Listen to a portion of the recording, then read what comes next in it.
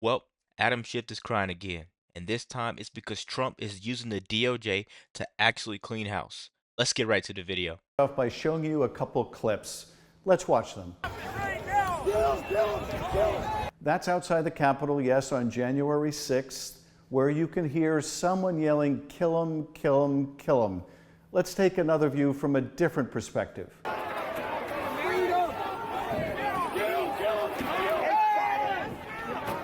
That's right, in those clips, you can hear someone yelling, "Kill him, kill him, kill him." That voice you hear is this man. That's Jared Wise breaking into the Capitol after that scene you saw outside. Now, let me delve a little bit into what happens before he breaks into the Capitol, what's happening in that crowd scene you saw at the top. This is what's happening. So, Jared Wise is at the Capitol. So wait, before this video actually breaks down and gets started, Adam Schiff is actually upset because Trump hired someone that he pardoned. Meanwhile, the Biden administration was literally hiring BLM rioters to tear this city apart. Let's keep going, guys. He is telling law enforcement officers there that they are the Gestapo, they're Nazis, shame on them, he says, shame on them. And he explains that he is actually part of law enforcement or was part of law enforcement.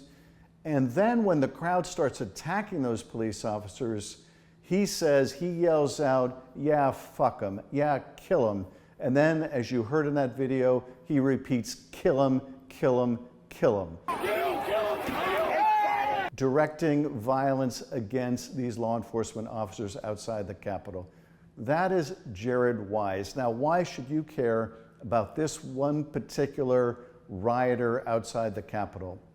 Because Jared Wise is now one of the new high-ranking hires at Donald Trump's Justice Department. That's right, that guy egging on violence against police officers, telling rioters to kill cops, has just been appointed to the Justice Department by Donald Trump. He has been appointed to the weaponization working group headed by Ed Martin. Now, you'll remember Ed Martin. We've talked quite a bit about Ed Martin here. Ed Martin. So you mean to tell me the same DOJ that they weaponized under Biden, the same DOJ, right? Now Trump is actually flipping the script. Let's keep going, guys. This one's funny already. Was a lawyer representing a bunch of these January 6th defendants. Ed Martin was nominated to be DC U.S. Attorney.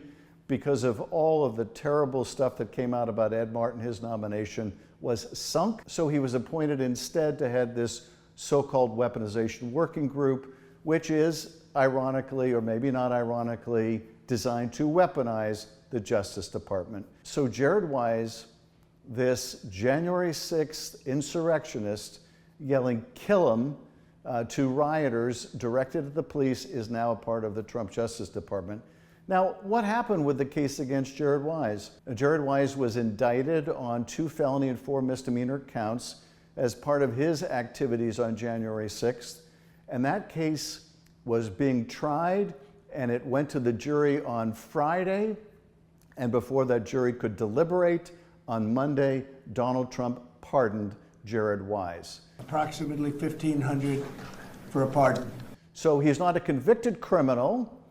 The case never actually got to go to conviction because of Donald Trump, but he is now. So you're telling me we're not even talking about a criminal anymore, right? Exactly. He's not a criminal anymore. So we're talking about a free man. Schiff is mad because Trump used his powers the same way they did for Hunter Biden. And he wants to go in here and cry. He does this every 2 weeks. I don't know if you guys are getting it or if you guys don't notice it, but if you do, please like the video. Let's keep going. Now a high-ranking person in the Justice Department. So he's going to be working with Ed Martin to weaponize that department as part of this broader effort, not just to go after people who held others accountable for January 6th, but to go after all of the president's perceived enemies.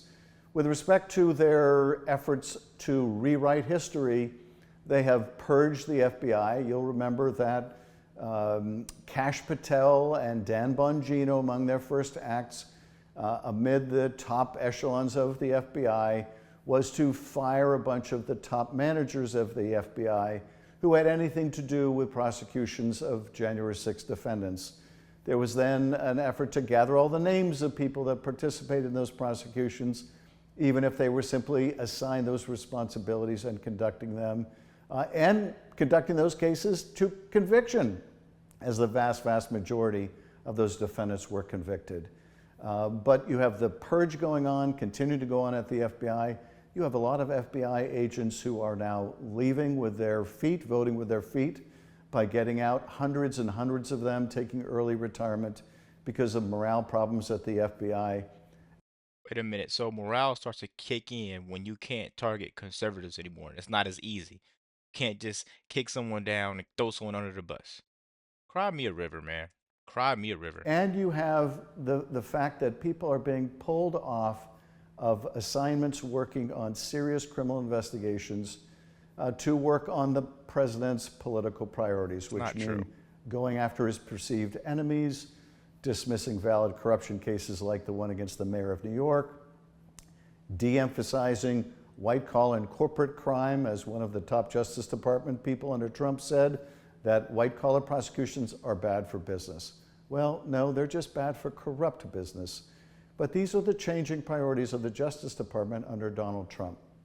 The immigration raids, that is all of these indiscriminate raids, too, that are going after people with no criminal record. 9 out of 10 of the people they're arresting in these indiscriminate raids have no criminal record, except for coming into the country undocumented.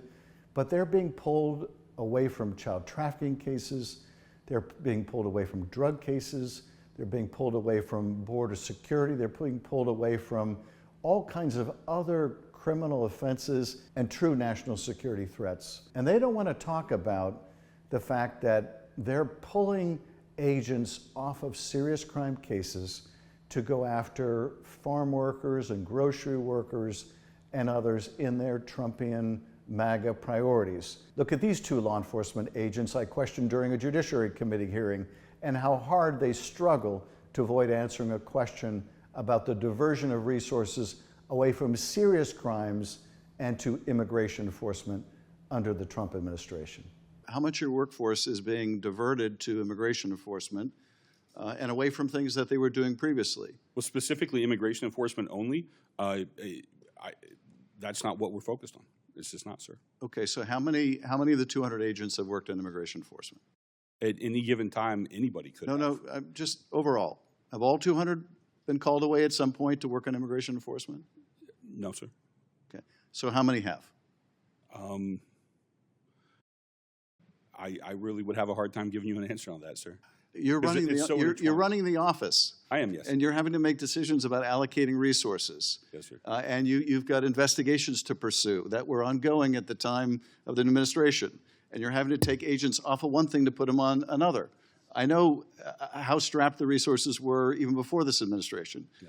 So you may not want to be precise here, but we need some sense of what kind of resources are being diverted here. Mr. Perez, are the estimates accurate that 45% of agents in major cities are being called on to work on immigration now? Is that accurate? No, sir. I would say that's not entirely accurate. I think that maybe comes from some data that looked at. So what is the accurate percentage? So nationally, sir, I don't have an exact percentage. I would say it's probably, it ebbs and flows. In addition to the appointment of people like Jared Wise, who would have been content with police being killed on January 6th, you also have the appointment of other Trump sycophants, like this guy. That's Thomas Fugate. Thomas Fugate is a 22-year-old former Trump campaign advance person with no national security experience, who is now heading the unit at the Department of Homeland Security responsible for trying to combat terrorism. That's right, we've got a 22-year-old intern. Wait a minute, bro. We had 30-year-old TikTokers doing COVID response for Dr. Fauci. Maybe a young patriot is exactly what we need instead of Ivy League bureaucrats. I don't know. Maybe this guy Adam Schiff is outdated. In a position of responsibility combating terrorism at the Department of Homeland Security. What's his prime qualification? Well, in a way, it's the same as Jared Wise, and that is utter sycophancy, total obedience to the person of Donald Trump, not to the public safety. This isn't weaponization, this is restoration. Trump's not attacking his enemies, he's just exposing who they really are for all of us to see. Let me know what you guys think about this video. Be sure to like, comment, subscribe if you're new, and as always, let me know what you react to. We're out.